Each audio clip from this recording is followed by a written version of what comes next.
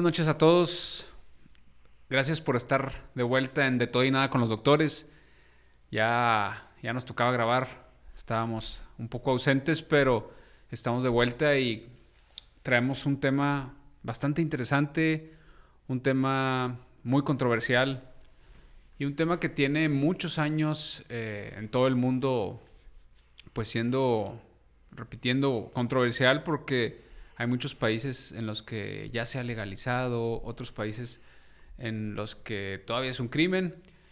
Y pues es por esto que quisiéramos platicar de todo lo que envuelve a este tema desde el punto de vista médico, el punto de vista social, personal, religioso y sobre todo también el tema legal. Y pues el día de hoy vamos a hablar de la eutanasia. Antes que nada, quiero saludar y darle la bienvenida a Orlando. Estamos ya desde hace un par de años grabando y pues cada episodio tratamos de buscar un tema interesante. Bienvenido, Orlando. Gracias. Aquí estamos nuevamente. Ahora, bueno, siempre buscando temas interesantes, buscando temas que generan a veces muchas dudas, pero se dan pocas respuestas. Y este es uno de ellos. Es un tema que pudiera incluso ser hasta censurado, pero pues esta cuestión, todo este tema de la eutanasia, no sé cómo pudiéramos llamarlo para que no nos censuren. Exactamente. Pero yo creo que no hay motivo de censura porque envuelve, pues como ya lo mencionas, una serie de cuestiones políticas, religiosas, pues también de decisiones personales, de salud mental también. Y sobre todo, pues legales. Sobre todo aquí en México, que pues aquí está prohibida. Pero pues tiene años también tratándose el tema y buscando alternativas y respuestas y formas de regularlo, que puede ser pues hasta cierto punto complicado, pero pues yo creo que a final de cuentas es un derecho que tiene todo ser humano, ¿no? Así es. Oye, Orlando, antes de entrar en algunos conceptos para poder definir las distintas formas o cuestiones parecidas a la eutanasia, ¿has tenido tú algún caso de gente que te pida o que te dice, oye, yo quisiera esta ayuda o algo? ¿Te ha tocado así casos de gente que está sufriendo tanto que te han pedido eso? Pues sí, más que el propio paciente, pues a veces son los familiares. En la anestesiología hay una rama que son los cuidados paliativos. Los cuidados paliativos, de hecho ya tenemos un episodio aquí en De Todo y Nada con los doctores, lo pueden buscar con una experta en cuidados paliativos. Y los cuidados paliativos, una parte de los cuidados paliativos es la asistencia al final de la vida, que como lo comentamos aquí en México, la eutanasia pues está prohibida, no es legal, pero hay otras cuestiones que sí son legales y que están perfectamente descritas y están normadas. Una de ellas es la sedación paliativa, que más adelantito vamos a profundizar un poquito más en este tema de la sedación paliativa, pero la eutanasia como tal pues no está permitida. Sí, digo, hay veces que por la desesperación, principalmente de los familiares, de los pacientes, cuando están al final de su vida, en pacientes pues ya mayores o ya que están postrados en cama, que ya no, su estado de conciencia pues no es óptimo, en pacientes a veces con enfermedades graves como cáncer terminal, en los cuales hay a veces mucho sufrimiento, pues a veces los familiares sí buscan de alguna forma alguien que les asista en tener pues una muerte digna, que pues es importante, ¿no? Okay. Y pues hay de todo, ¿no? Hay de todo tipo de pacientes, hay de todo tipo de familiares. Hay pacientes que siempre quieren llegar hasta las últimas consecuencias con tratamientos médicos, buscando pues la sanidad, aunque a veces no se encuentre. Hay familiares también que buscan que se le haga todo lo posible a su familiar porque salga adelante, ya sea en el hospital principalmente, ¿no? Zonas de alimentación, catéteres centrales, soluciones intravenosas, todo lo que se tenga a la mano, intubación endotraqueal con tal de mantenerlo vivo. Y hay otros familiares que dicen, pues ya es momento de que descanse. Y pues esa es una cuestión muy personal. Y también está muy de la mano de de la relación personal y familiar que se tiene, ¿no? Claro. Y de los deseos del paciente, si se platicó previamente Claro. a la muerte, si era una muerte, digamos, un deseo anticipado, que ahorita vamos a platicar también de eso, Sí, eso también es importante. del no encarnizamiento terapéutico. Sí. Y para entrar en el tema, a ver si tú nos pudieras ayudar con definir los conceptos más comunes o estos tipos de términos que se parecen, cuáles son las diferencias, los 4, digamos, términos parecidos, pero que hay que aprender a distinguir. La eutanasia activa. Uh-huh. Primero, yo creo que sería importante conocer el origen de la palabra eutanasia. Ok, sí. Thanos, pues es Muerte. Muerte. Y el prefijo eu latino quiere decir real o bueno. Entonces, pues la traducción, digamos, de la palabra o el significado etimológico de la palabra eutanasia es una buena muerte o una muerte digna o buen morir, exactamente. Así es. Ya de ahí, pues ya derivamos en los tipos que hay de... Los términos. Exactamente, lo que comentabas tú, la activa y la pasiva. Sí, eutanasia activa, el suicidio asistido, la limitación del esfuerzo terapéutico Uh-huh. y los cuidados paliativos. Exactamente. ¿Cuál es la diferencia de cada uno? Pues la eutanasia activa, ahí, bueno, en los países en los que es legal, en Europa hay varios países en los que es legal, en Países Bajos. También aquí en América, que ahorita quisiera platicar, en Canadá y Colombia y algunos estados de Estados Unidos también. Sí, también es legal. Y en esos casos, pues el paciente con una previa autorización, digamos, con un similar a un notario público aquí en México, con una previa autorización y en pleno uso de sus facultades mentales, obviamente, como comúnmente se dice en el argot legal, decide que quiere terminar con su vida por un motivo el cual pues tiene que ser justificado, no es nada más porque sí. Una enfermedad terminal que le está causando mucho dolor, que le está causando mucho sufrimiento físico. O psicológico. O psicológico también. Y el paciente decide que ya es momento de terminar con la vida. Y cuando es activa, pues hay un médico especialista que va a administrar algunos medicamentos intravenosos que van a hacer que el paciente pues deje de vivir. Ok. Y luego está el otro, que es el suicidio asistido, ¿no? Cuando el médico proporciona estas mismas sustancias, ya sean intravenosas o tomadas, para que el paciente se lo administre solo. Así es. Okay, que en otros lugares ya es despenalizado también. La otra es limitación del esfuerzo terapéutico. Sí. ¿Qué sería? La limitación del esfuerzo terapéutico pues es ya nada más dejar de proporcionarle al paciente los soportes que lo mantienen con vida. Es decir, pues apagar el ventilador cuando tiene respiración artificial,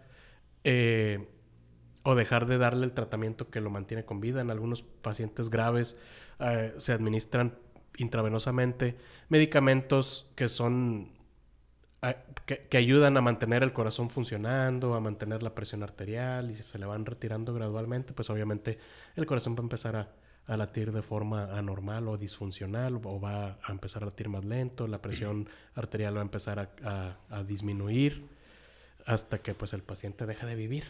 No quiero decir morir porque se me hace que nos puede llegar a censurar. Exactamente, que insisto, pues no tiene por qué censurarse la palabra, ¿no? Pues sí, es lo más natural que hay. Al final de la vida. Exactamente.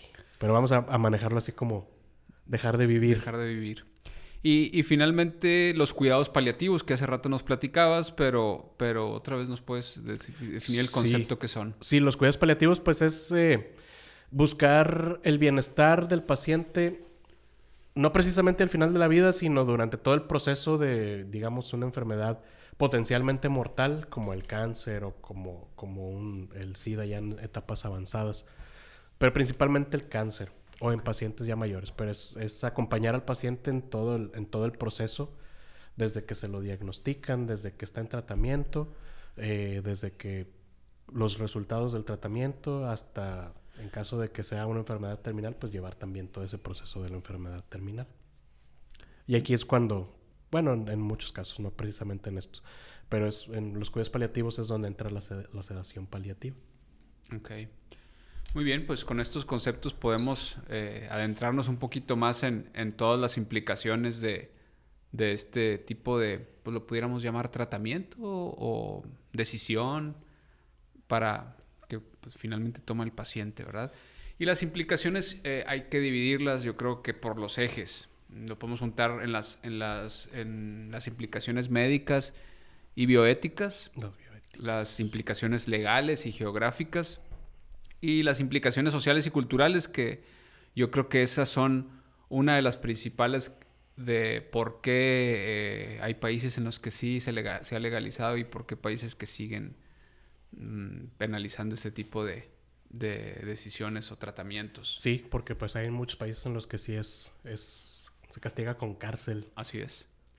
Sí, pues es un homicidio prácticamente. Exactamente. Y bueno, en la cuestión de implicaciones médicas, hablar de darle al paciente algo para que, digamos así, termine con la vida o se haga daño, pues rompe con la primera regla del juramento hipocrático, ¿verdad? Del primum non nocere, primero no hacer daño. Así es. Pero realmente es daño terminar el sufrimiento de un paciente o al contrario. Entonces, pues esto puede hacer que los médicos haya, obviamente, de acuerdo a sus propias convicciones, algunos médicos que pudieran negarse, en caso de que fuera legal, o en los países que es legal, ¿verdad? Que se puedan negar de acuerdo a sus convicciones, a sus creencias religiosas, sociales, culturales. Pero, pues es que también, poco a poco se ha ido. Cuando yo me gradué no hicimos el juramento hipocrático, es un juramento un poquito más actual. Así es. Pero pues sabemos que definitivamente primero no hacer daño, pero pues se tienen que tomar todas las vertientes de este problema para ver si realmente estás haciendo un daño o un beneficio. Un beneficio, sobre todo para el paciente. Y cuando el paciente tiene capacidad de decidir sobre su propio cuerpo, ¿no? Sobre su propia vida, sobre todo sabiendo que está pues en el final de sus días, ¿no? Así es. Y aquí mismo en las implicaciones médicas, pues no sé si nos quisieras hablar de qué se trata la sedación paliativa, que eso es legal prácticamente en todo el mundo,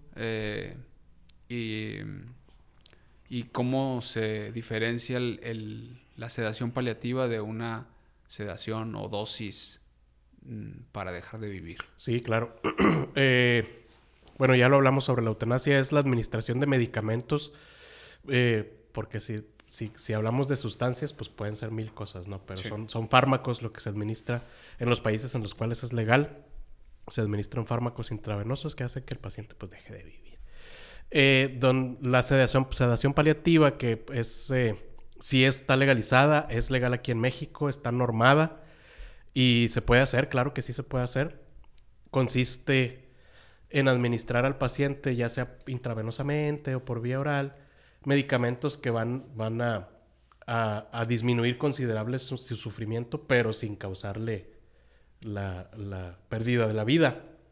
Es decir, si el paciente tiene mucho dolor, pues se administran analgésicos muy potentes que van a mantener al paciente sin dolor y no inconsciente, pero sí sedado. Sedado es una disminución en el estado de conciencia, no es una pérdida del estado de conciencia. Y esto puede ayudar, me imagino, porque hay ocasiones que pues el máximo analgésico, no sé, es la morfina, ¿no? Y sus derivados. Sí, sus derivados.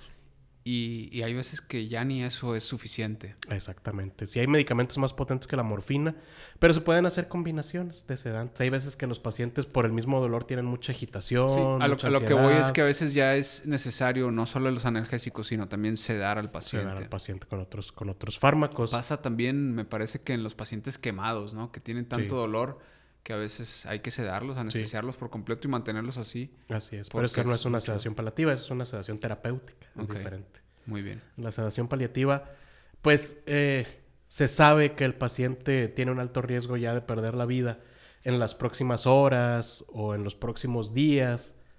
Y lo que buscas pues es disminuir lo más posible el sufrimiento del paciente, el sufrimiento físico y pues psicológico también. Si tiene mucha agitación, si está muy ansioso por el dolor, pues principalmente por dolor. O hay algunas enfermedades que ocasionan que el paciente tenga mucha dificultad para respirar. Entonces lo que se busca es pues disminuir esas molestias, esos síntomas y que el paciente esté mucho más tranquilo y pueda, Pues prácticamente sin sentir, ¿no? pueda fallecer con más tranquilidad, exactamente. Pues muy bien, eso es importante porque sí es legal en muchos lugares, Sí, inclusive aquí en en México. México. Y pues a lo mejor no, mientras todos estos trámites legales llegan a favorecerlo, pues eso se puede hacer. Y se puede anticipar, como lo mencionaba hace rato, en documentos de voluntad anticipada. Así es. Digo, sobre todo cuando el paciente todavía está consciente y pueda hacer eso para que lo ceden o para evitar el encarnizamiento, como platicamos hace rato. Sí, sí, sí. Y también es importante hablar sobre el encarnizamiento, como bien lo comentas. Sí. Digo, ¿Qué es el encarnizamiento? Ajá. Bueno, el encarnizamiento es lo que platicábamos hace Sí. un momentito, de que se buscan todas las alternativas posibles para mantener al paciente vivo, aún y sabiendo que está en un estado crítico, que está muy grave, que ya pues realmente no hay mucho que ofrecer. Y se siguen buscando más y más medicamentos y más Y más procedimientos. alternativas, por ejemplo, en tu caso, no sé, un paciente que ya tiene una semana intubado y que tiene un mal pronóstico y que se insiste, doctor, hágale una traqueostomía. Sí. Las traqueostomías son procedimientos, son cirugías que tienen sus indicaciones. En el caso de las intubaciones prolongadas, pues tiene una indicación que de 5 a 7 días el paciente, lo ideal en estos casos es hacerle una traqueostomía, que es una cirugía que se hace en el cuello para evitar las complicaciones que pudiera dar el tubo que va por la boca, como algunas cicatrizaciones, como alteraciones en las cuerdas vocales. Mejora el control de las secreciones, del moco, de la flema a través de esta cánula que es más cortita y se puede aspirar.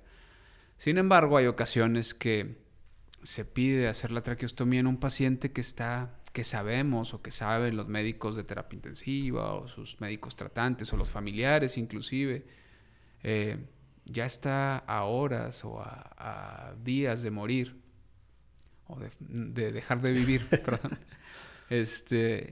Y es un procedimiento que pues puede acelerarlo el proceso, no va a traer ningún beneficio, implica gastos, implica sufrimiento, implica riesgo de complicaciones y que el paciente, en lugar de tener una pérdida de la vida un poco más natural, pueda ser por una complicación del procedimiento. Claro. Que a lo mejor no le iba a traer ningún beneficio porque sabíamos que ya estaba en sus últimos momentos. Incluso hasta más sufrimiento. Sí. Hay Necesidad de mayor medicamentos. medicamento, de analgésicos, mayores sedaciones para mantener al paciente sin dolor. Sí. Y pues no es el único procedimiento que se hace en pacientes que están graves. Luego hay otras sondas que se llaman gastrostomías, que es pues poner una sondita directamente en el estómago cuando el paciente ya no puede comer, a través ya del no puede abdomen. deglutir, a través del abdomen hasta el estómago se pone la sondita para alimentarlo por ahí Sí. y mantenerlo más tiempo con vida. Pero pues también es sufrimiento, ¿no? Porque pues es exponer al paciente a una cirugía, dolor, Sangrado, por la cirugía. dolor, infecciones. Exactamente. Así es. Pero hay pacientes, obviamente, los cuales sí está indicado, ¿verdad? Sí, Nosotros estamos hablando específicamente de los pacientes que ya están en las etapas finales de su vida. Así es. Porque pues hay pacientes en los cuales está perfectamente indicado hacer todos estos procedimientos porque sabemos que tienen altas probabilidades de mejorar. Así es. Muy bien. Esas son algunas de las implicaciones médicas y bioéticas. Y otra muy importante de las que hay que hablar, pues es de las implicaciones legales y legales y geográficas, porque hay algunos países, sobre todo Países Bajos, Bélgica y algunos otros países de Europa, en los que es completamente legal, son pioneros en este tipo de temas. Inclusive en algunos de ellos se ha legalizado la eutanasia en trastornos mentales difíciles de tratar o en pacientes que han buscado terminar con la vida y ya no hay respuesta a los tratamientos psiquiátricos comunes. Han llegado hasta eso en algunos países.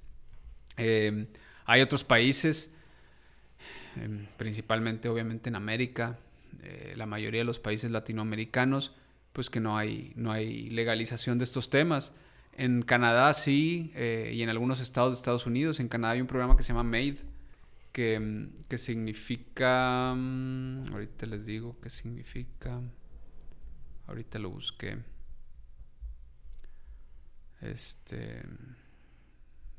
Bueno, ya no lo encontré.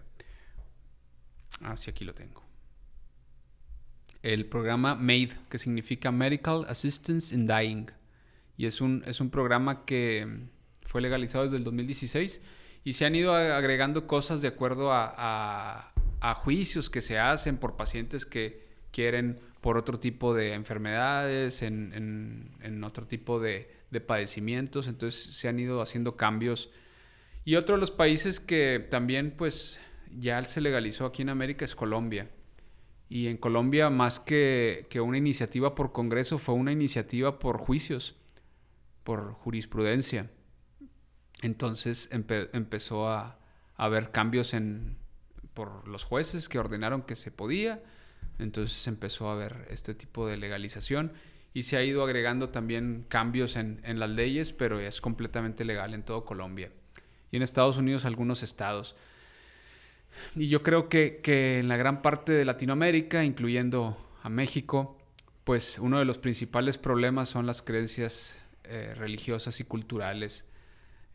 Pues obviamente las creencias religiosas que nos hacen o hacen en algunas personas esto de que la vida es un regalo divino, claro, que no se debe terminar. Dios da, Dios quita. Así es. Entonces, digo, sin meternos en religión, ¿verdad? Uh-huh. Pero pues cada quien toma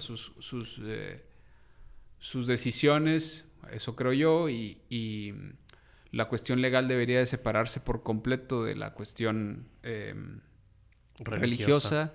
Y pues el que lo quiera hacer, que lo haga, y el que no lo quiera hacer, que no lo haga, de acuerdo a sus convicciones, creencias y religión. Exactamente. Y pues sí, la cuestión religiosa obviamente es muy respetable, la creencia y el dogma que tenga cada persona, cada ciudadano.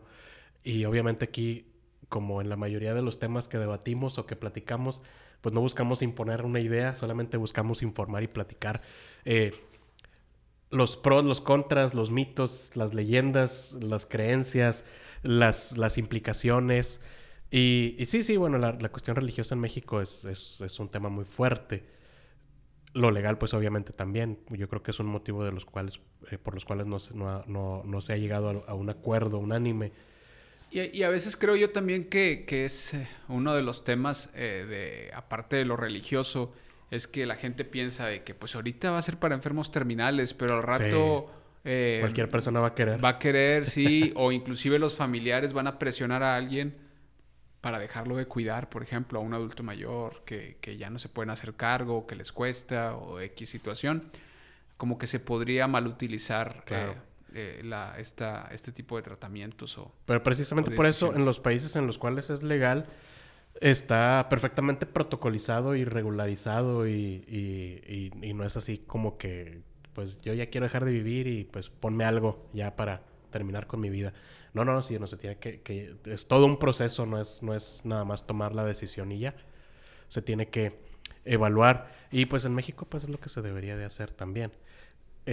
Pienso yo que ahora que, bueno, no entremos en política, ¿verdad? Pero creo que en general cada vez se ha ido abriendo, más la voz de la gente, pues en todas estas cuestiones médicas, físicas, pues aborto, eutanasia. Creo que poco a poco puede irse nuevamente abriendo el tema para discutirlo pues en los congresos y poder ver si hay posibilidad de en los próximos años llegar a un acuerdo y legalizarlo. Sí, claro. Y pues sí, realmente sí hay avances porque en el tema de las decisiones anticipadas, pues eso es perfectamente legal. Obviamente también influyen las cuestiones culturales, las relaciones familiares, en familias luego a veces muy grandes, pues también es un tema complicado porque todos quieren tomar decisiones. Luego hay decisiones divididas u opiniones divididas Por en eso, cuanto a por la eso es terapéutica del importante, por eso es paciente. importante esta cuestión de la decisión anticipada. Sí. Para, digo, pues así como hiciste tanto en que hagas tu testamento, en la cuestión médica, yo creo que debería de estar incluido todas estas Sí. decisiones. No aquí ahorita la eutanasia porque no es legal, pero sí el evitar el encarnizamiento, porque pues ahí a veces el paciente, si no es que siempre ya no puede tomar la decisión, la toman los familiares, y si se habló de ese tema, ¿no? Pues mi familiar no quería que hiciéramos nada de esto, vamos a dejarlo, ¿no? Y sí es posible, de hecho, no estoy seguro si en el expediente clínico está normado, pero en los hospitales existe, por ejemplo, en pacientes que ya están en una situación muy grave, existe la posibilidad de tomar la decisión de si reanimar al paciente o no. Es diferente completamente a la eutanasia, porque pues aquí la muerte se presenta de forma natural. Sí. La vida se pierde de forma normal porque se iba a perder por algún motivo, ¿no? Sí. Pero es de tomar la decisión previamente de si darle soporte al paciente, intubarlo, hacerle una traqueostomía, ponerle una gastrostomía para mantenerlo con vida, o en caso de que deje de vivir, pues ya dejarlo así, y ya. Claro. Pues así es muy importante entonces platicar de este tipo de decisiones Sí. previo a que se vayan llegando. Sí, claro. Y bueno, aquí, según se entiende, bajo bueno, si tú, por ejemplo, si te diagnostican una enfermedad terminal y tú estás con tu conciencia perfectamente funcional o intacta, puedes asistir con un notario público y redactar un documento en el cual tú voluntariamente pides o solicitas que no haya encarnizamiento. Okay. O que no se te haga tal o cual procedimiento, que no te den resucitación cardiopulmonar. Obviamente es, como lo platicábamos hace rato, cuando ya no hay posibilidad, ¿no? Porque exacto, luego mucha gente dice, no, es que, ¿qué tal si podía todavía? Sí, todavía la podía. Pasa como los donadores de órganos, sí, que muchos no quieren porque no, es que luego no van a echarle ganas para hacerme vivir y nada más porque quieren mis órganos. Es pues una creencia popular, sí, como el líquido de las rodillas que lo venden. Sí. Entonces hay que donar órganos y hay que hablar de estos temas en la familia porque yo creo que ese va a ser el siguiente tema, la donación de órganos. También sería un buen tema, sí. Y a ver, ahí te va una pregunta personal. ¿Tú crees que este tipo de procedimientos, la eutanasia, esta muerte digna o eutanasia, es un acto de compasión o una derrota médica? No, definitivamente no es una derrota médica porque la ciencia médica tiene límites. Y yo creo que si después de una perfecta evaluación del paciente, de darle seguimiento a su tratamiento, a su enfermedad, y pues ya ves que definitivamente ya las probabilidades, digo, tampoco hay absolutos y no existe el 100% en medicina tampoco, pero pues sí podemos saber cuando las probabilidades son muy, muy, muy bajas, porque pues en medicina la mayoría de los pronósticos se basa en estadística, porcentajes y demás. Y pues si están descritos es por algo, es porque está estudiado, está científicamente comprobado. Entonces, si ya no hay mucho que ofrecer, si ya el paciente está en una condición en la cual pues, las probabilidades de que deje de vivir sean muy bajas, muy altas, en las que tú le puedes ayudar a disminuir el sufrimiento, yo creo que no se debe considerar una derrota. Al contrario, yo creo que es un triunfo tanto para el paciente como para su familia, ver que sus últimos momentos de vida los pasa tranquilo, sin dolor, en compañía de la gente que inclusive en ese quiere. Momento pudo decidir sí, claro, esa persona sobre su cuerpo y su vida, ¿no? Y su vida, sí. Y la misma familia también, pues, yo creo que le da mucha tranquilidad también ver a un familiar que deja de vivir de forma tranquila, sin dolor, como que se queda dormido y ya. Exactamente. Y es una cuestión del médico que pues siempre queremos enfocar nuestra profesión en curar, Claro. pero ocasionalmente es también acompañar y escuchar. Entonces, a veces acompañar al paciente en este momento final, pues es parte del tratamiento. No Así nada es. más curarlo, ¿verdad? Es parte de su tratamiento, llevarlo a una final de la vida digno y que él decidió en qué momento. Sí, claro, pues como lo comentaba al inicio, no tenemos absolutamente nada seguro en esta vida más que va a llegar a un fin. De todo lo demás es una incertidumbre. Entonces, obviamente nuestro trabajo como médicos pues es mantener la vida lo más sana posible, buscar que el paciente esté sano, buscar que el paciente se cure de sus enfermedades, que tenga una buena calidad de vida, pero nunca jamás vamos a poder evitar que un paciente deje de vivir o que una persona deje de vivir, aunque no sea paciente de nosotros, porque pues es la parte más... La única parte segura que tenemos en la vida. Exactamente, o sea, hay que insistir mucho en eso porque pues luego pasa que es que hágale algo y que opérenlo si fuera necesario, pues sí, pero pues, hay veces que no podemos ofrecer un gran beneficio después, no sé, de una cirugía. Nosotros y es como, que eso es como algo quirúrgicos. muy importante en la relación médico-paciente y en este Claro. caso en la relación médico-familiar también. Sí, también quería platicar. Porque hablarle de estos conceptos al familiar en ese momento es difícil, pero se tiene que aclarar siempre y que el paciente o el familiar en este caso entienda que no hay más, ¿verdad? Estas cuestiones de películas, de series, de médicos, pues a veces, no, es que todavía puede y todavía se puede y en las películas sobrevive. Pues a veces, no hay los recursos ilimitados que existen en la televisión, o en otros países, ¿verdad? Y otro es que no, pues todo eso es ficción.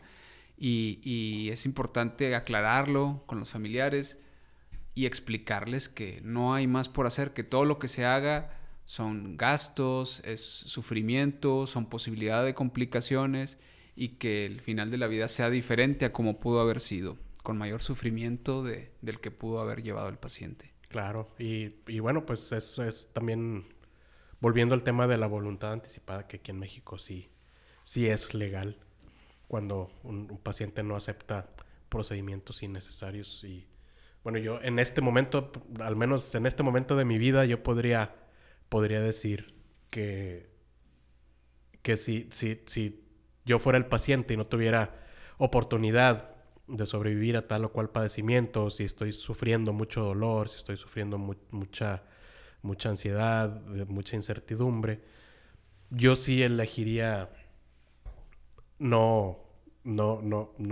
ser expuesto a tratamientos innecesarios, que nada más vayan a prolongar el sufrimiento sin calidad de vida. ¿Para qué? Así es. Y yo creo que ahí dejamos unas preguntas al aire para abrir el debate en los comentarios. ¿Qué pasa cuando el paciente ya no busca salud, sino descanso? Uh-huh. Y cuando ya las dosis de medicamentos no son suficientes, ¿qué más se puede hacer? A ver, ahí que nos escriban en los comentarios qué piensan y qué opinan de la eutanasia y de todos estos temas tan importantes y tan controversiales en muchos lugares. Y hay 1000 opiniones, todas son válidas, porque pues aquí en México no podemos pasar de eso, de opinar y de tener un pensamiento propio. Pero pues igual abrir el tema ayuda mucho también a que se expanda el conocimiento, que se expanda las opiniones y pues buscar, al final de cuentas, pues lo mejor para el paciente y para la humanidad, ¿no? Así es. Y pues bueno, yo quisiera cerrar mi parte del diálogo con una reflexión en cuanto a lo que se platica en familia. Siempre hemos tratado de hablar que hay que platicar con los hijos de sexualidad o hay que platicar de esto. Y un tema muy importante que hay que platicar en familia es la muerte. Claro. O el dejar de vivir. Ojalá que no nos cancelen. Esperemos que no, porque pues no hay nada más natural. Así es. O bueno, más seguro. Pero hablar de esto antes de que llegue la crisis es bien importante porque se evitan, pues, todas estas discusiones familiares, todos estos tipos de tratamientos que a lo mejor el paciente o la persona ya no hubiera querido en caso de que se llegara a un final de la vida agónico o alargado, más que un final de la vida corto y rápido, ¿verdad? Así es. Y en esas situaciones es cuando hay que platicarlo. Digo, fuera de los temas de administrativos, de todo lo que conlleva, sino en la cuestión médica, qué quisiera el paciente hacer, que, bueno, dentro de la legalidad aún Sí, claro. que se puede aquí en nuestro país, pero es importante platicarlo y quitarnos el tabú de hablar de ello. El tabú y pues es lo que hablamos de la cuestión cultural, porque no sé si te ha pasado alguna vez de que no, es que cuando yo me muera, no digas eso porque la estás llamando. Sí, sí. Claro que no.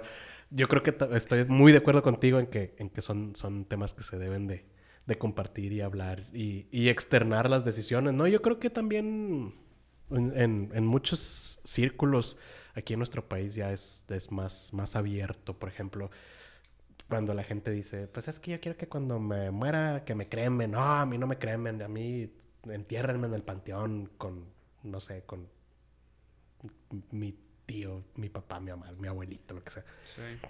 Todas esas decisiones, pues es perfectamente válido y sano, yo creo que platicarlo ahorita que estamos aquí en este mundo. Yo creo que la principal implicación ahí que todos esos temas es la cuestión religiosa. La religiosa. Sí. Sí. Y pues no quitamos que el 99% de la población de México yo creo que son creyentes de alguna religión y prácticamente en todas, si no es que en todas, pues es un tema que se toca con cuidado, ¿verdad? Sí, sí. Y obviamente no celebrarla, ¿verdad? Pero sí como, pues a lo mejor con miedo, Uh-huh. ¿sí? Más que con seguridad de que es algo que va a suceder y hay que prepararse. Sí. Así como celebramos el 2 de noviembre y nos burlamos y hacemos calaveritas y demás, pues también hay que tomarla con seriedad cuando es necesario. Así es. Pues muchas gracias, Orlando, No, hombre, que nos gracias a ti. compartiste tus conocimientos de la eutanasia, del buen vivir y del buen morir. Esperemos que la gente le guste el episodio, que nos comenten, que nos pregunten y que opinen del tema para poder abrir algún debate ahí en las redes sociales y síganos en YouTube, suscríbanse, síganos en Instagram, en Facebook y en TikTok. Claro que sí. Ya estamos en todos. Ya estamos en todos lados. Y en Spotify. Y sí. Y pues obviamente este tema está dirigido a informar y pues al buen morir. Ya. Pensemos en dos escenarios diferentes. Digo, obviamente el dejar de vivir se puede presentar de muchas formas, ¿no? Pero en el escenario en el cual esto puede ser aplicable, dejar de vivir en un hospital con un tubo en la garganta, con un tubo en el estómago, con un catéter en el cuello, con un catéter en cada brazo y con los familiares esperando afuerita.